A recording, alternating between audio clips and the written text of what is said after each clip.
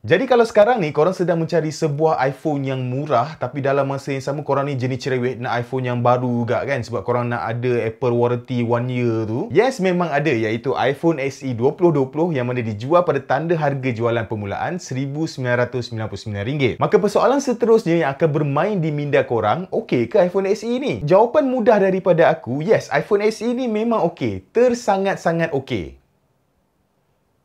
Tapi dia ada tapi lah. Maka kalau korang nak tahu apa tapinya tu, yes, tengoklah video ni sampai habis.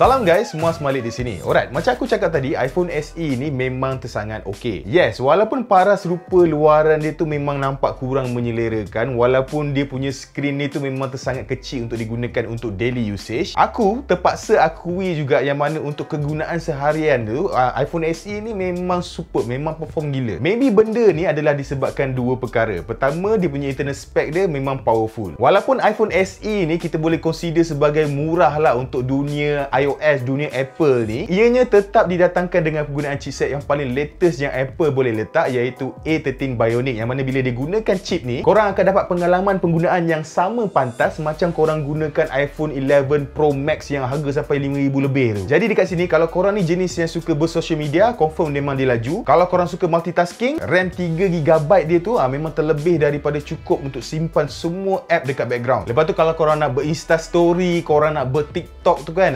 hasil quality dia tu memang akan bagus lah. Come on lah, iPhone tu. Of course lah, quality Instastory dengan TikTok dia tu memang cantik kan. And dalam masa yang sama, kalau korang nak main game pun memang should be okay. Sebab kalau korang letak game apa pun dekat iPhone SE ni, memang korang boleh letak setting grafik yang paling tinggi sekali. And game tu memang boleh dimainkan dengan smooth, lancar je. Kedua pula, iPhone SE ni dia mantap adalah sebab dia iPhone and dia menjalankan iOS yang paling latest sekali. Jadi dengan gabungan spesifikasi yang tinggi, lepas tu dengan iOS yang paling latest, kalau korang ni jenis yang memang melekat dengan iMessage, FaceTime, iCloud, cermin public toilet, AirDrop tu semua, senang cerita korang memang suka Apple ecosystem tu, guess what? Korang akan dapat semua benda tu dekat iPhone SE ni. And sama dengan spesifikasi dia yang tinggi tu juga, korang mungkin akan dapat support untuk iOS yang paling latest sehingga lebih kurang dalam 5 tahun macam tu. Kalau paling busuk korang guna dalam 5 tahun, so kalau kita bahagi pampung-pampung tu, kira korang just bayar RM33 je lah sebulan kan, sepanjang 5 tahun korang guna tu. So memang berbaloi lah kan. Tapi kan, walaupun rasa macam untung, rasa berbaloi, ini aku nak tanya something lah dekat korang. Kenapa korang beli juga iPhone SE ni Okey lah, macam ni lah. Apa kata aku cerita kat korang lah Bayangkan kalau lagi 5 tahun pada masa akan datang, korang tahu tak yang mana iPhone SE ni dia akan nampak sekuno-kunonya. Even tahun 2020 ni pun dia memang dah nampak kuno dah kan. Sebab dia punya design dia tu sama macam iPhone 6 yang dilancarkan pada tahun 2014. Lepas tu kau bayangkan pula lagi 5 tahun ke hadapan, silsilah smartphone pada tahun tu semua dah jenis boleh lipat, boleh gulung tu, boleh tampal kat muka. Aku tak tahulah, mungkin memang lagi canggih lah. And pada masa tu iPhone SE ni memang nampak teruk outdated dia tu. Alah Muaz, tak apalah, aku nak beli juga sebab iPhone ni best guna untuk gaming. Hello, kepala keyboard kau. Kejadahnya korang nak main game dekat skrin kecil macam ni kan. Bayangkanlah aku main PUBG, dalam game tu aku nak masuk dekat setting, aku nak tekan button setting tu pun tak boleh. Sebab jari aku ni dah terlampau besar, skrin terlampau kecil, ikon dia pun terlampau kecil kan. So bila tekan tak dapat, tekan banyak kali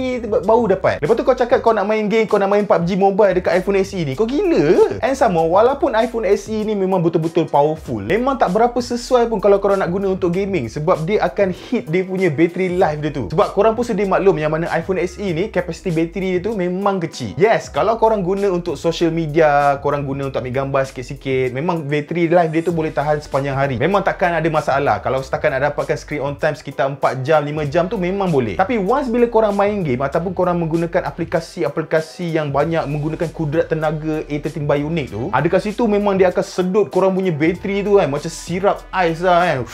Laju bateri dia jalan. Lepas tu tak cukup dengan tu, bila kau main game je, smartphone ni memang aku rasa boleh masak telur dekat atas ni. Panas gila. And aku tak tahulah in long term kan, adakah panas dia ni akan menjejaskan performance bateri dia nanti. Jadi dekat sini, kalau gaming pun tak sesuai, reka bentuk dia pun outdated, maka untuk siapa iPhone SE ni sebenarnya? Bagi aku, iPhone SE ni memang sangat sesuai untuk golongan-golongan yang sukakan media sosial. Maknanya dia suka gunakan Facebook, Twitter, suka guna Instagram, Instastory, ber-TikTok tu semua. Senang cerita, aplikasi-aplikasi yang very light lah, yang mana bila korang guna tu, dia takkan hit battery life tu sangat. Dan iPhone SE ni juga bagi aku adalah sesuai untuk golongan-golongan yang suka untuk ambil gambar dan suka untuk rakam video. Walaupun ianya hanya didatangkan dengan single kamera dekat bahagian belakang ni, lepas tu kamera selfie dia pun jenis sama je macam iPhone 8, and actually dia punya hardware kamera dia ni memang sama je dengan iPhone 8, tapi dengan penggunaan chipset A13 Bionic tu, dia memang banyak membantu untuk memberikan image processing yang lebih baik daripada iPhone 8. So dengan itu, korang akan dapat penggambaran yang lebih bagus, dia punya dynamic range, dia punya color, dia punya sharpness untuk gambar tu memang akan nampak lebih better daripada iPhone 8. Senang cerita, pada kawasan yang cukup cahaya, kalau korang gunakan kamera dia ni, korang akan dapat result yang lebih kurang hampir sama seperti yang terdapat pada iPhone 11. Tapi ini pada kawasan cukup cahaya lah. Bila korang pergi pada kawasan yang gelap, dalam bilik gelap ke ataupun pada waktu malam ke, dekat sini korang akan nampak lah dia punya suffer dia tu. Sebab iPhone SE ni dia tak ada fungsi night shot. Bukan sebab A13 Bionic tu tak boleh, tapi sebenarnya adalah disebabkan limitasi hardware tu, sebab dia gunakan hardware yang sama yang terdapat pada iPhone 8. Lepas tu kalau untuk video pula,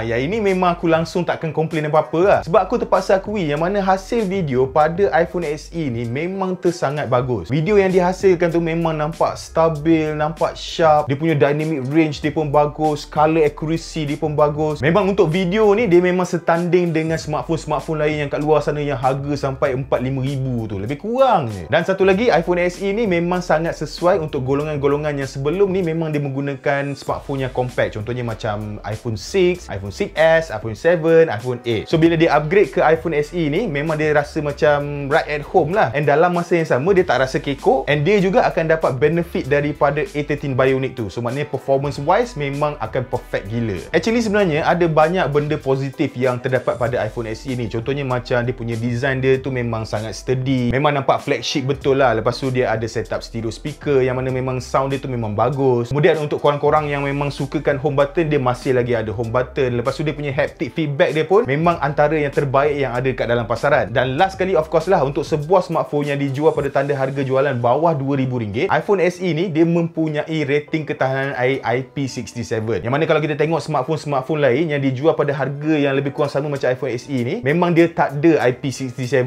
ni. So bila korang angkat iPhone SE ni, dia macam satu bonus lah, sebab dia ada semua benda-benda positif ni. Jadi kesimpulannya di sini, adakah iPhone SE ni sangat berbaloi untuk dibeli? Yes, bagi aku memang sangat berbaloi. Kalau korang jenis tak kisah dengan skrin dia yang kecil macam ni, dengan bezel, dengan rekaan dia yang nampak outdated ni, and kalau korang ni jenis pandang spek dalaman, korang pandang dia punya ekosistem, korang pandang iOS tu sendiri, yes memang sangat berbaloi, and korang boleh menggunakan iPhone SE ni pada jangka masa yang memang agak lama. Tapi lah, dekat sini aku ada satu soalan lah nak tanya korang sebelum korang decide untuk beli iPhone SE ni. Kalaulah Google atau Samsung dia keluarkan sebuah smartphone yang terbaru, yang mana dia bukan smartphone yang baru, iaitu kita ambil contoh macam Nexus 6 Xiaomi ataupun Samsung Galaxy S5, tapi spek dalaman dia tu memang dia dah tukar, dia dah upgrade gunakan Qualcomm Snapdragon 865 Plus.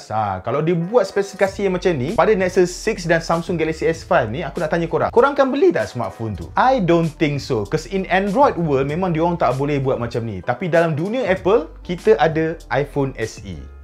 Jadi guys, sampai di sini saja video kita untuk hari ini. Aku punya review ni memang agak simple sikit sebab yalah korang pun dah banyak tengok review untuk iPhone SE ni kan. Sebab iPhone SE ni pun memang dah lama launch dah. So aku just banyak memberikan pendapat aku berkenaan dengan iPhone SE ni. Kalau korang rasa korang suka video ni, jangan lupa untuk tinggalkan like dan subscribe. Kita berjumpa lagi di video yang seterusnya.